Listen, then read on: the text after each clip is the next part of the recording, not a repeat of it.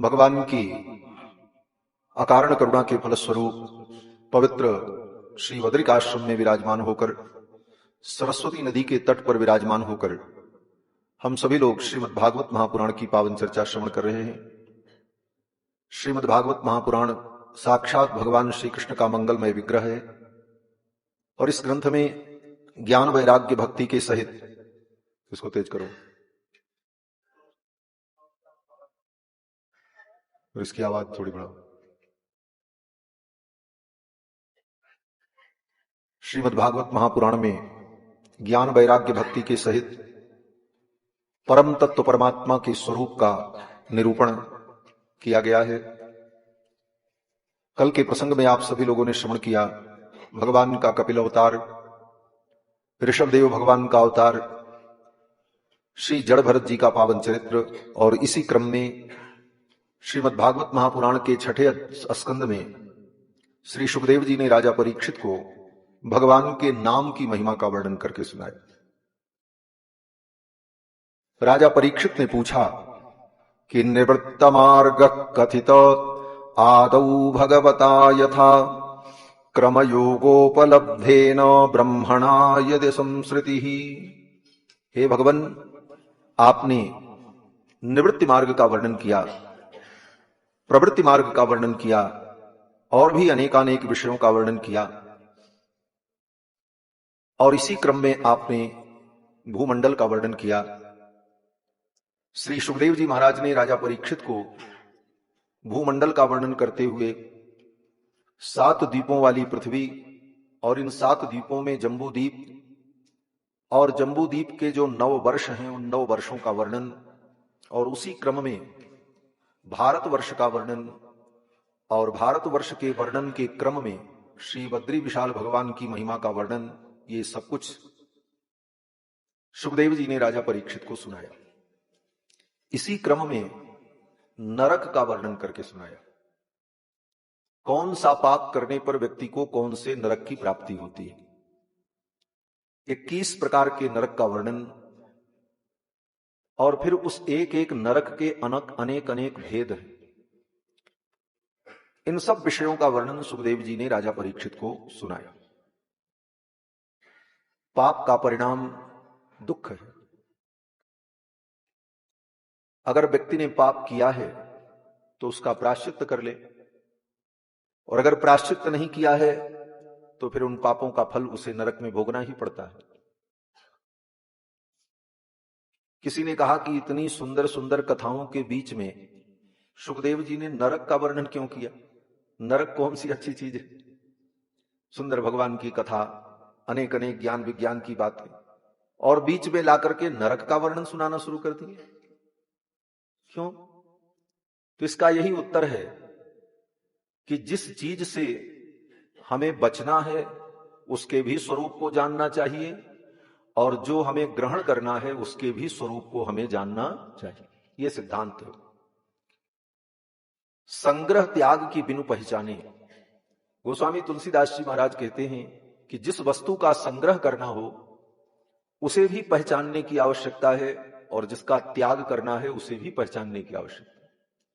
जब तक उसके गुणधर्म को हम नहीं जानेंगे तब तक हम उसका त्याग कैसे करेंगे, और जब तक उसके गुणधर्म को नहीं जानेंगे तो हम ग्रहण कैसे करेंगे। इसलिए पुण्य क्या है, धर्म क्या है, यह जानना आवश्यक है, लेकिन इसके साथ साथ यह भी जानना आवश्यक है कि पाप क्या है, अधर्म क्या है। तभी हम उससे बच पाएंगे। भोजन करना बहुत अच्छा है, लेकिन विष के विषय में भी ज्ञान होना चाहिए कि विष खाने से व्यक्ति मर जाता है और अमुक अमुक वस्तु विष है, तभी हम उसका त्याग कर पाएंगे। अन्यथा जिसका त्याग करना है उसके स्वरूप का अगर ज्ञान नहीं है तो कभी धोखे से हम उसको ग्रहण भी कर सकते हैं और उसका परिणाम भयानक हो सकता है। इसलिए जिस वस्तु का त्याग करना हो उसके भी स्वरूप को जानना चाहिए। तो पाप कर्म जो है, जिन पाप कर्मों के परिणाम स्वरूप नरक की प्राप्ति होती है, इसको जब हम सुनेंगे जानेंगे तो उन पाप कर्मों से हम बचने का प्रयत्न करेंगे और उससे दूर रहेंगे। सुखदेव जी महाराज वर्णन करते हैं, कहते हैं कि हे राजन, यस्तु हि वा उग्रह पशून पक्षिणो वा प्राणत उपरंधयंती तमप करुणम पुरुषादैरपि विगर्हितम अमुत्रयमानुचराः कुंभी पाके तप्त तैले परिरंधयंती।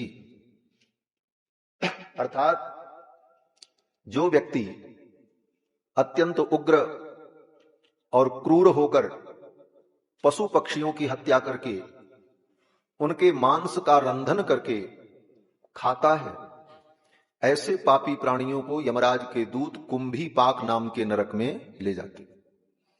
कुंभी पाक नाम के नरक में ले जाकर के उस जीव को पकाया जाता है। यहां तो किसी जीव को मार करके कोई खाए तो एक बार उस जीव को मरने में दुख होगा, फिर तो उसके शरीर को चाहे जलाओ, चाहे भूनो, चाहे पीसो, चाहे कूटो, कुछ होने वाला नहीं। लेकिन उस पाप के परिणाम स्वरूप उस जीव को नरक में यमराज के दूत जब कुंभी पाक में डालकर पकाते हैं, खौलते हुए तेल के कड़ाहे में डालकर पकौड़ा जैसा छान लेते हैं, फिर भी प्राण नहीं निकलता। और जितनी बार उसने जीवों की हत्या की और उस जीव के शरीर में जितने रोम होते हैं, उतने हजार वर्षों तक उस जीवात्मा को यह दुख भोगना पड़ता है। कुंभी पाके तप्त तैले परिरंधयंती। आगे सुखदेव जी कहते हैं, हे राजन, यस्त्विहि वह यस्त्विहि पित्र विप्र ब्रह्मधुक सकाल सूत्र संज्ञके नरके अयुत योजन परिमंडले। जो व्यक्ति अपने पिता को, अपनी मां को, अपने गुरु को और विप्र ब्राह्मण को अपमानित करता है, उनका अनादर करता है, उनके साथ दुर्व्यवहार करता है, ऐसे पापियों को यमराज के दूत कालसूत्र नाम के नरक में ले जाते हैं। उस नरक का नाम है कालसूत्र। और उस कालसूत्र नाम के नरक में क्या होता है? कहते हैं अयुत योजन परिमंडले ताम्रमये। 10 लाख योजन लंबा चौड़ा मैदान होता है और वो मैदान तांबे की प्लेट का बना हुआ होता है। नीचे धधकती हुई आग रहती है और उस तपते हुए ताम्र के भूमि पर उस जीव को छोड़ दिया जाता है। वो जिधर भी भागता है, जाता है, हर जगह उसे ताप लगता है और उसी में वो दुख प्राप्त करता है। इस प्रकार यमराज के दूत उसे कालसूत्र नाम के नरक में ले जाते। आगे सुखदेव जी कहते हैं कि यस्त्विहि वै निज वेद पथादनापगतः पाखंडम चोपगतः तमसि पत्रवनम प्रवेश्य कषया प्रहरन्ति। जो व्यक्ति अपने वैदिक मार्ग को छोड़कर, आज के समय में इस बात को समझने की आवश्यकता भी, अपने सनातन वैदिक मार्ग को छोड़कर जो व्यक्ति पाखंड मार्ग का अनुसरण करता है, ऐसे प्राणी को यमराज के दूत असिपत्र नाम के नरक में लेकर के जाते हैं। पाखंड मार्ग क्या है? कहते हैं वैदिक मार्ग जो सनातन मार्ग है, वेद श्रुति स्मृति का मार्ग, उसके विपरीत जो धर्म के नाम पर अनेक मत और पंथ हैं, वो सब पाखंड मार्ग है। अगर उस मार्ग से आप जुड़े और उस मार्ग का अनुसरण किया तो अपने वैदिक पथ का परित्याग करने के पाप के कारण आपको असिपत्र नाम के नरक में जाना पड़ेगा। ऐसे पाखंड मार्ग इस समय कलयुग में बहुत प्रचलित है। गोस्वामी तुलसीदास जी महाराज कहते हैं, दंभिन निज मति कलपिकर प्रकट किए बहु पंथ। दंभियों ने अनेक प्रकार के पंथ प्रकट कर दिए। कोई गायत्री का प्रसाद लेकर के सबको बांट रहा है, आओ सब गायत्री जपो ब्रह्म बन जाओ। कोई कह रहा है मूर्ति में भगवान नहीं है, निर्गुण निराकार की उपासना करो, ये मूर्ति पूजा अवैदिक है। कोई कहता है आओ और हमारे ब्रह्मा कुमारी संप्रदाय में सम्मिलित हो जाओ। कितने घर की स्त्रियां घर छोड़ छोड़ करके ब्रह्मा कुमारी बन गई महाराज, उनके घर बर्बाद हो गए। कितने लोगों का मेरे पास फोन भी आया, इस संदर्भ में आता रहता है कि महाराज हमारे घर की स्त्रियों को भटकाकर इस पंथ के लोगों ने हमारा घर बर्बाद कर दिया। ऐसी विडंबना है महाराज। धर्म के नाम पर अपनी संस्था और अपनी जेब भरने के लिए ऐसे अनेक पाखंड मत इस समय कलयुग में प्रचलित हैं। उन पाखंड मतों को पहचानने की आवश्यकता है और उससे दूर रहने की आवश्यकता है। बहुत सारे ऐसे मत पंथ, एक मत पंथ कुछ दिन से चल रहा है,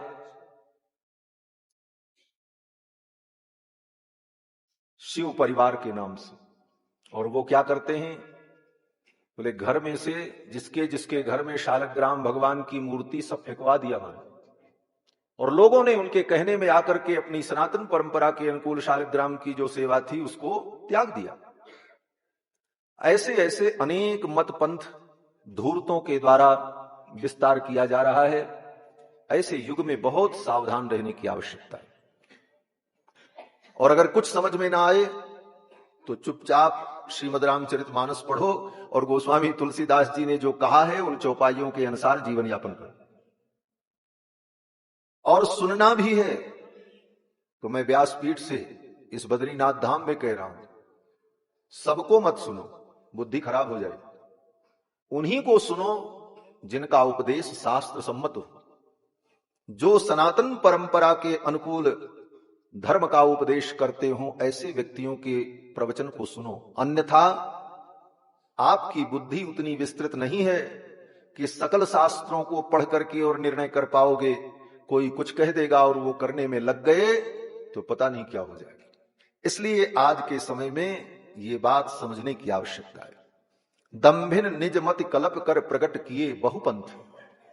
दंभियों ने अनेक ऐसे पंथ प्रकट कर दिए हैं, और इसका परिणाम क्या होता है, बोले इस पाखंडवाद के कारण जिम पाखंडवाद ते लुप्त हो ही सदग्रंथ।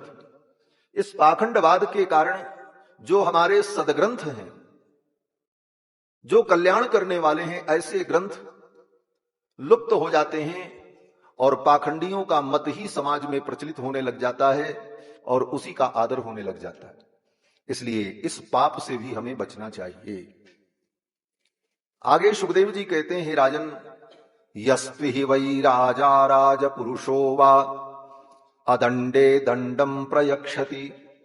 जो राजा, चाहे राजा के कर्मचारी, राज कर्मचारी, निर्दोष व्यक्ति के ऊपर किसी के दबाव में आकर, किसी के कहने पे आकर कुछ उत्कोच घूस लेकर उसके ऊपर झूठा आरोप लगा देते हैं और उसे किसी ऐसे बाद में फंसा देते हैं, ऐसे राजा को और ऐसे राजा के कर्मचारियों को यमराज के दूत सूकर मुख नाम के नरक में ले जाते हैं।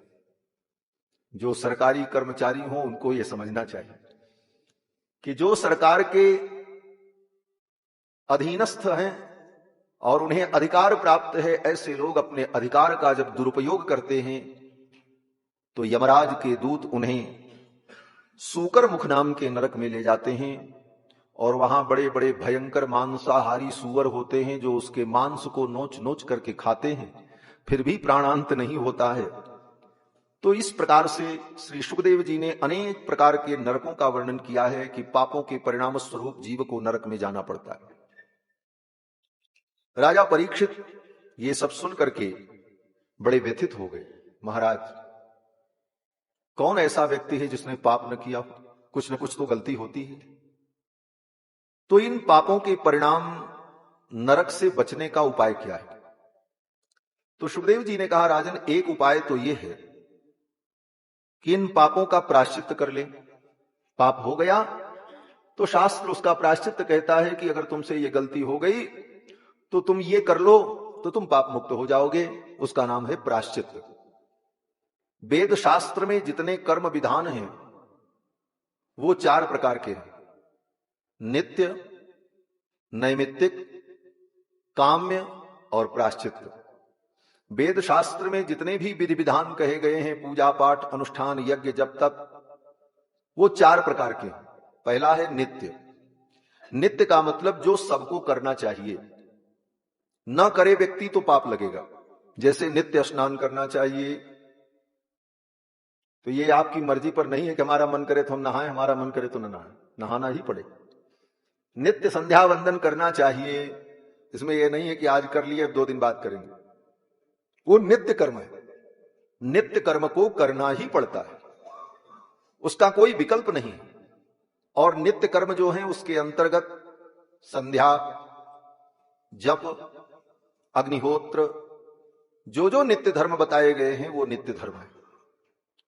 उन नित्य धर्मों को करने पर पुण्य नहीं होता है।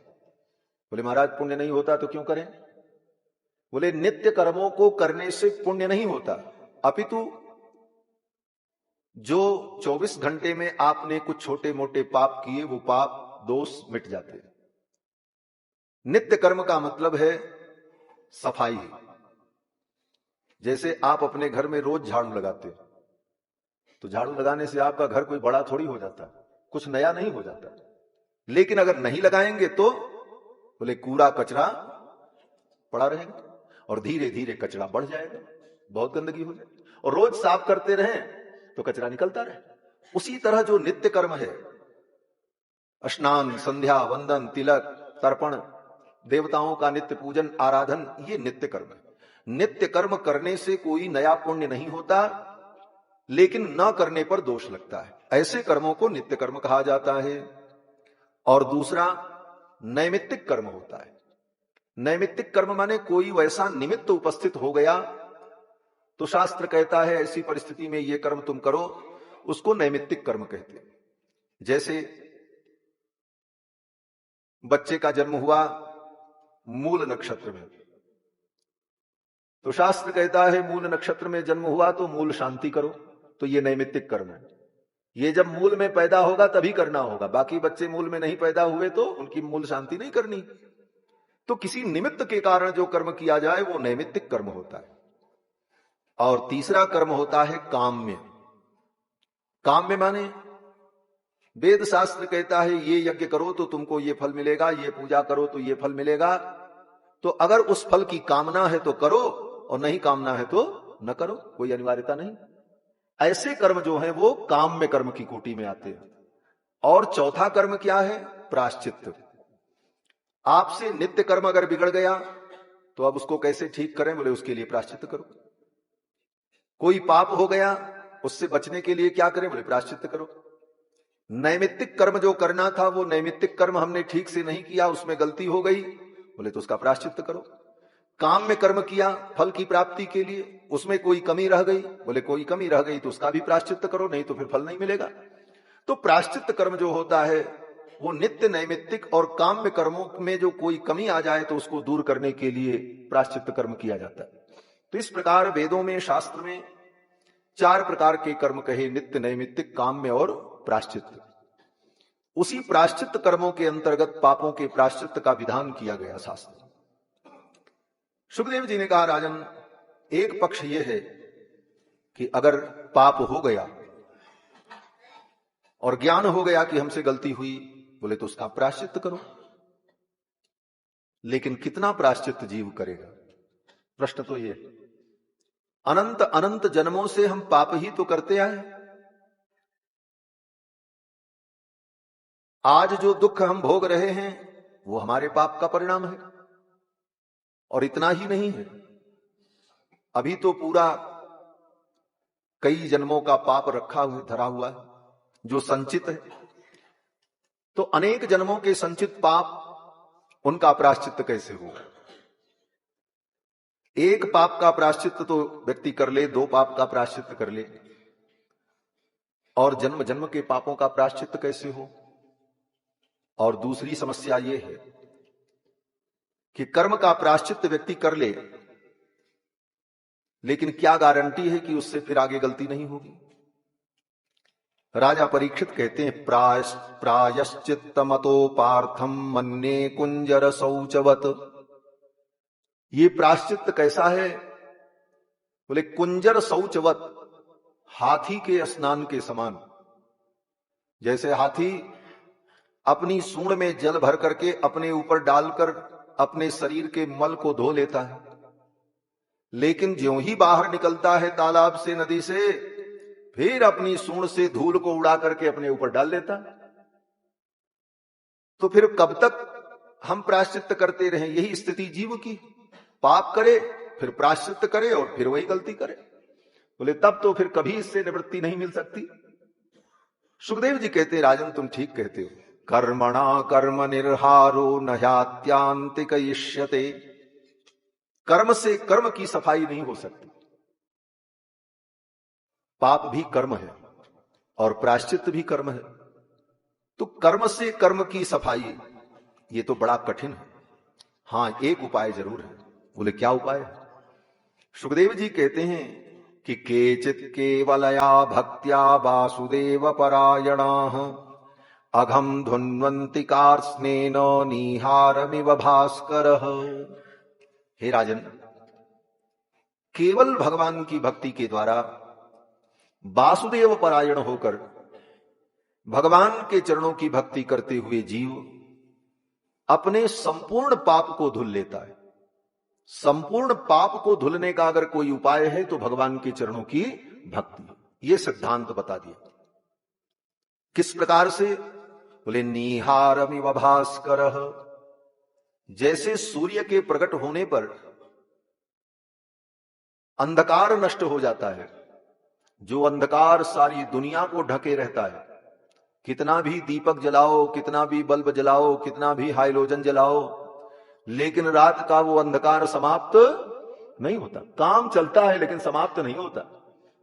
जहां तक आपके साधन का प्रकाश जाएगा वहां तक आपको वस्तुएं दिखेंगी, लेकिन ये कहो संपूर्ण धरती पर दिन जैसा प्रकाश हो जाए, बोले नहीं होता। लेकिन जब सूर्य भगवान प्रकट होते हैं तब कहते हैं सूर्य की किरण पड़ते ही संपूर्ण धरती का अंधकार एक क्षण में नष्ट हो जाता है। जिस अंधकार की सत्ता 12 घंटे से थी, 12 घंटे से जिस अंधकार ने अपनी सत्ता जमा रखी थी, उस अंधकार को मिटने में कितना समय लगता है? बोले 12 सेकंड भी नहीं लगता। 1 सेकंड भी हम कहें वो गलत है। सेकंड का 1000वां हिस्सा भी नहीं लगता। सूर्य के प्रकट होते ही अंधकार खत्म हो जाता। निहार में वो भास्कर। उसी प्रकार भगवान के चरणों की भक्ति जीवन में आ जाए तो जन्म जन्म के पाप उसी प्रकार नष्ट हो जाते हैं जैसे सूर्य के प्रकाश से अंधकार नष्ट हो जाता है। यह विश्वास हो। सुखदेव जी कहते हैं प्रायश्चित्तानि चीर्णानि नारायण परांगमुखम। अब वेदों में जो प्रायश्चित्त कहा गया है वो क्या है? तो सुखदेव जी कहते हैं नारायण परांगमुखम। जो नारायण से परांगमुख हैं, जो भगवान से विमुख हैं, उनके संतोष के लिए वो प्रायश्चित्त है। वस्तुतः वो प्रायश्चित्त संपूर्ण पापों का नाश नहीं कर सकता। भगवान नारायण के चरण में आकर के ही जीव के सारे पाप नष्ट होंगे। जो नारायण विमुख हैं, परमात्मा से विमुख हैं, उनके लिए वो प्रायश्चित्त है। जो परमात्मा के भक्त हैं उनके सारे पापों का प्रायश्चित्त तो भगवान की भक्ति से ही हो जाता है। ये सिद्धांत बता दिया। लेकिन अब ये सिद्धांत समझ में कैसे आए? तो सुखदेव जी ने राजा परीक्षित को एक दृष्टांत दिया। दृष्टांत माने उदाहरण। क्या उदाहरण दिया?